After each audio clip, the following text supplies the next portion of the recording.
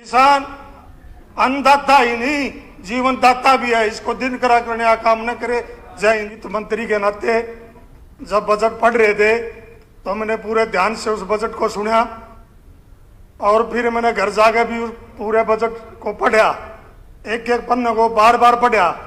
मैंने इसलिए पढ़ा कि कहीं न कहीं बड़ौदा का कहीं नाम लिखा दिखेगा, लेकिन बड़ा दुर्भाग्य है कि बड़ौदा का कहीं नाम नजर ही नहीं आया। और पूरे सदन ने भी पता है, उपाध्यक्ष जी आपने भी पता है, जब बड़ौदा का उपचुनाव हुआ माननीय मुख्यमंत्री जी भी, उप मुख्यमंत्री जी भी और सारे मंत्री इस सरकार के बड़ौदा इलाका में गए और उन्होंने बड़े बड़े मंचों पर घोषणा की कि बड़ौदा इलाका में यूनिवर्सिटी बनाएंगे, बड़ौदा इलाका में IMT बनाएंगे, बड़ौदा इलाका में दो महिला कॉलेज देंगे, राइस मिल लगाएंगे। लेकिन इस बजट के अंदर उसमें कोई प्रावधान नहीं किया गया। क्या बड़ौदा इलाका इस हरियाणा के मानचित्र पर नहीं है? बड़ौदा इलाका के लोगों ने क्या गलत काम कर दिया? अपना एक अच्छा विधायक तो चुना होगा, बीजेपी का तो रहा होगा, और वहां तो मुख्यमंत्री जी ने यहां तक कहा कि मैं भी आपका विधायक हूं। लेकिन ऐसा क्यों? मैं सोनीपत से मेरी बहन थी, अभी चली गई, उन्होंने सर्वश्रेष्ठ विधायक का अवार्ड मिला, मैंने उनको मुबारकबाद भी दी और मैं धन्यवाद भी करता हूं आपको कि मेरे सोनीपत जिले की विधायक को आपने श्रेष्ठ का वो दिया। लेकिन मेरी बहन उसके चक्कर में बहुत कुछ बोल गई। उन्होंने पता ही नहीं सोनीपत में चौधरी भूपेंद्र हुड्डा ने क्या क्या किया। एक महिला कॉलेज ही तो दिया हुआ गन्नौर में, इससे अलग क्या दिया सोनीपत में? चौधरी भूपेंद्र हुड्डा जी ने 5 यूनिवर्सिटी दी। और मैं बताना चाहूंगा खारपर में महिला यूनिवर्सिटी देने का काम चौधरी भूपेंद्र हुड्डा जी ने किया और सर छोटू राम यूनिवर्सिटी सोनीपत में देने का काम किया।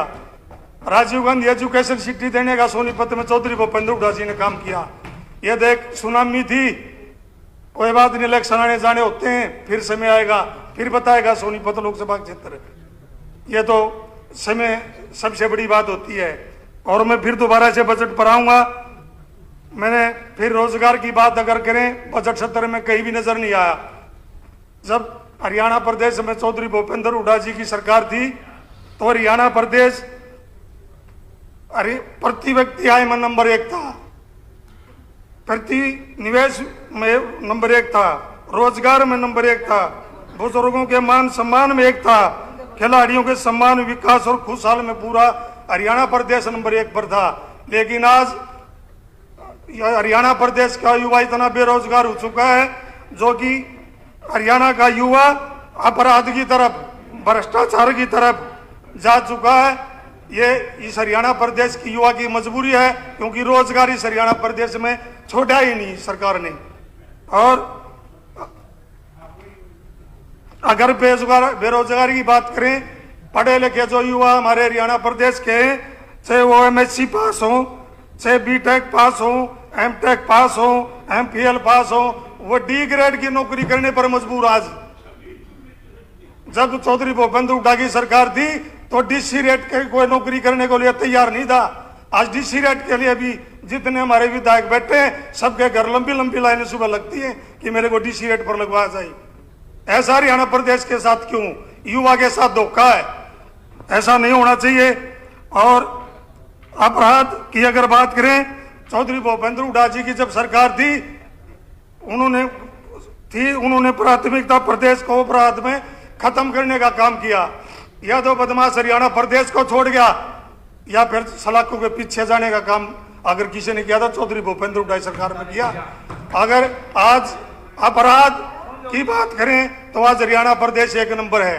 अगर हम रोज की औसत की बात करें, 4-5 लड़कियों के, हमारे बेटियों के रेप होने का काम हो रहा है आज हरियाणा प्रदेश में। और सरकार ने नारा दिया बेटी बचाओ बेटी पढ़ाओ का। आज रोड पर आंगनवाड़ी और आशा वर्कर सड़कों पर बैठी है हमारी बहन बेटियां।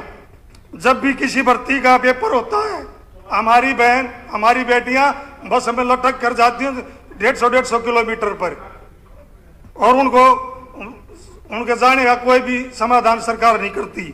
उन्होंने हरियाणा प्रदेश में एक और नारा दिया कि हरियाणा एक हरियाणवी एक का नारा दिया, लेकिन असलियत में अगर हरियाणा में अगर किसी ने जात पात का नारा दिया तो वो बीजेपी की सरकार है। छत्तीस बिरादरी का अगर किसी ने भाईचारा बिगाड़ा तो वो बीजेपी की सरकार है, मनोहर जी की सरकार है।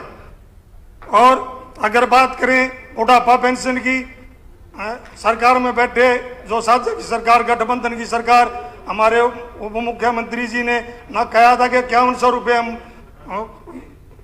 वो बुढ़ापा पेंशन करने का काम करेंगे, लेकिन सरकार ने हजारों बुजुर्गों की 5100 देने की बात दूर करो, हजारों बुजुर्गों की पेंशन काटने का काम किया कि आप अगर एक परिवार में अगर 2-3 बेटे हैं तो उनका सबका जोड़ के 2 लाख से ऊपर का बात कह गए, बुढ़ापा पेंशन काटने का काम किया तो बीजेपी और जेजेपी सरकार ने किया।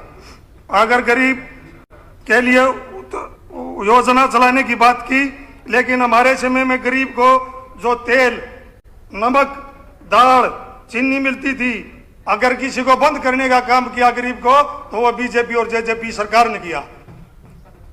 हुड्डा जी की सरकार में 100 गज के गरीब को प्लाट देने का काम किया, चाहे वो किसी भी जाति से किसी भी वर्ग से आते हो, जिसके पीड़े कार्ड थे उनको 100 गज के प्लाट दिए और उनके ऊपर मकान बनाने के लिए पैसे देने का काम किया। लेकिन इस बजट सत्र के अंदर न कहीं एक गज प्लाट की बात की गई, न कहीं गरीब को मकान बनाने के पैसे की बात की गई।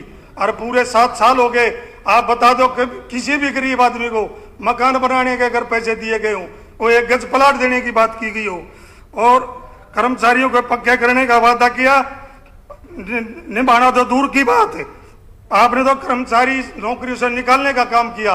आप भी ने टी ग्रुप की भर्ती की, उनको भी निकालने का काम किया, और खुद के लगाए हजारों की तादाद में कच्चे कर्मचारियों की छटनी कर दी गई।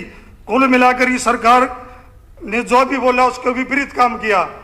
जैसे किसी ने पूछा अगर कुछ बनाने जाना है, अगर बोला ना, वो बोला ना जी, उसने फिर पूछा और मिटाने, तो यार सरकार तो दोनों हाथ मिटाने तो लाग रही है, ऐसा काम नहीं होना चाहिए। वो लोग जिन्होंने बनाना कुछ नहीं आता लेकिन मिटाना दोनों हाथों से आता है। यह सरकार ने जो मानो हरियाणा के साथ पूरी दुश्मनी निकालने का काम किया कर रही है, न तो ये शहरी लोगों को देख के राजी, न ग्रामीण लोगों को देख के राजी।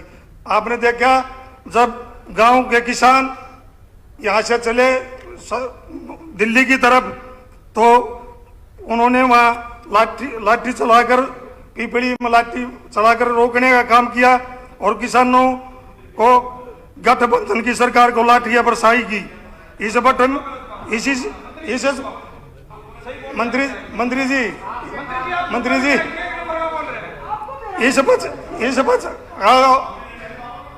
मंत्री जी 2022 आ चुका है, आपने अगर याद नहीं हो तो 2022 है, 2022 है। इस बजट में किसान की दुगनी आय करने का कोई प्रावधान नहीं है। अगर कोई प्रावधान हो तो बताओ आप कहां से दुगनी आय होगी इस पर। और मैं 3 महीने बाकी हैं और आज किसान आपसे पूछ रहे हैं कि उस वादे का क्या हुआ। और मैं तुम्हें कहूंगा कि किसान अन्नदाता ही नहीं जीवन दाता भी है, इसको दिन करा करने का काम न करे। जय हिंद, धन्यवाद।